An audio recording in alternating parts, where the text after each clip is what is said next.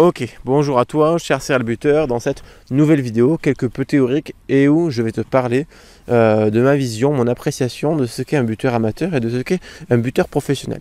Donc dans certaines vidéos, j'ai essayé de faire des correspondances entre le golf et le jeu au pied, et plus spécifiquement le tir au but dans l'approche et technique et globale finalement aussi de l'entraînement. Et en golf, plus on est précis, plus on est puissant, plus on fait des bons scores et plus on va finalement augmenter de niveau, jouer dans de meilleures compétitions, de meilleurs circuits, etc. Et là où il y a une différence significative en jeu au pied, et plus spécifiquement en tir au but, plus on est puissant, plus on est précis, plus on augmente son taux de réussite, on peut tout à fait rester au même niveau pendant des années. Et ce qui fait que finalement le buteur, moi, qui m'a le plus impressionné et qui m'a vraiment donné le goût à cette activité, cette passion, cet art, tu pourras l'appeler comme tu veux, c'est un buteur de Fédéral 3, avec une technique remarquable, un taux de précision assez affolant et une puissance que quelques rares buteurs ont, surtout au vu de la technique. Je t'ai jamais parlé de ce buteur, j'en parlerai certainement à l'avenir dans la prochaine formation que je suis en train de préparer. Mais finalement, on peut très bien être buteur amateur, c'est-à-dire série territoriale, régional, fédéral, et avoir un excellent jeu au pied et être excellentissime en tir au but, être un serial buteur. Parce que ce qui va conditionner l'ascension de niveau, c'est avant tout aussi les qualités techniques, rugbystiques. On y inclut le jeu au pied, mais c'est qu'une petite partie. Alors effectivement, un bon disque, un gros jeu au pied, il va facilement peut-être passer de niveau. Mais ce n'est qu'une petite partie.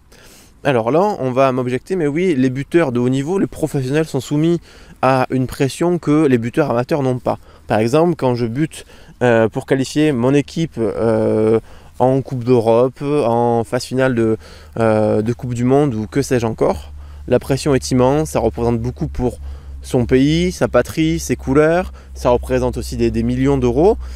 Et finalement, mais quand je vais buter, même si je suis dans cette configuration-là, est-ce que je pense à tout ça? Est-ce que je pense aux millions d'euros qu'il y a en jeu? Je pense pas. C'est pas vraiment ce qui me vient à l'esprit. Et en amateur, c'est exactement pareil. Quand on bute une transformation, une pénalité de la gagne, pour sauver son club de toujours, son club de cœur, le rugby de clocher, comme il existe encore en France et surtout dans le sud-ouest, quand je permets, grâce à un drop victorieux et instinctif, de qualifier mon équipe en phase finale de Fédéral 3 par exemple, est-ce qu'il n'y avait pas autant de pression? Est-ce qu'il n'y avait pas autant de stress, autant d'appréhension par rapport à l'échec potentiel? Moi je pense que le niveau de pression ressenti est assez similaire. Effectivement, les débouchés ne sont pas les mêmes. Donc finalement, ce qui différencie le buteur amateur et le buteur professionnel, c'est surtout et avant tout le cadre qu'on lui offre. Donc le cadre professionnel, c'est-à-dire avec certainement des super ballons en grande quantité. Donc aujourd'hui, c'est les Gilbert Sirius, avant il y a eu les Mathieu 15, il a des super crampons, il a un terrain qui est bien entretenu. Alors pas comme celui-ci là. Aujourd'hui, c'est très, très boueux, très humide.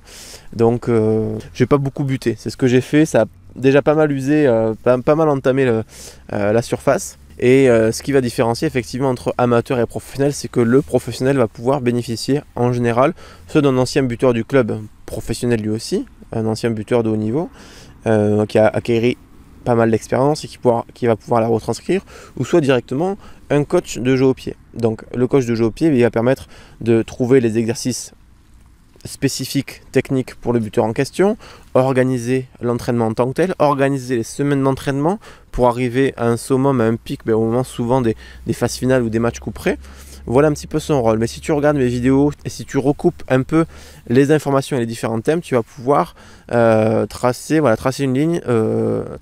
une ligne, la ligne de la progression et de la réussite, avec un échauffement de qualité, avec des exercices techniques intelligemment placés où qu'on ne fait pas non plus n'importe où sur le terrain, une séance, un défi de fin de séance, la pratique de l'écriture, une certaine approche de la préparation mentale, etc. Donc, ce qui différencie le buteur amateur du buteur professionnel, c'est parfois une approche un peu plus approfondie que j'essaie moi de te retranscrire avec différents thèmes que je viens notamment de te citer. Donc si toi aussi tu connais ou tu es peut-être toi-même un excellent buteur dans les séries régionales, honneur, promotion honneur, peut-être en série ou en fédéral, n'hésite pas à commenter et à donner ton avis sur le sujet de la vidéo. c'est quelque chose que je fais un peu pêle-mêle, j'ai pas de texte, j'ai pas non plus de prompteur, donc j'oublie certainement des éléments, mais je serais ravi de commencer à discuter, de commencer à ouvrir un débat sur ce sujet-là en commentaire, si possible en dessous de la vidéo.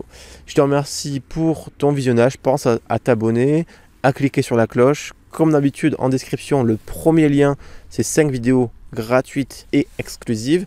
Donc tu me laisses ton prénom, ton email, je t'envoie ça dans ta boîte mail. Et ces 5 vidéos ont pour thème les 5 erreurs trop souvent commises face au poteau qui empêchent le buteur de progresser, et naturellement les 5 solutions que j'apporte en tant que modeste, voilà, coach de jeu au pied et passionné de rugby. Je te dis à très vite pour la suite des vidéos. Ciao.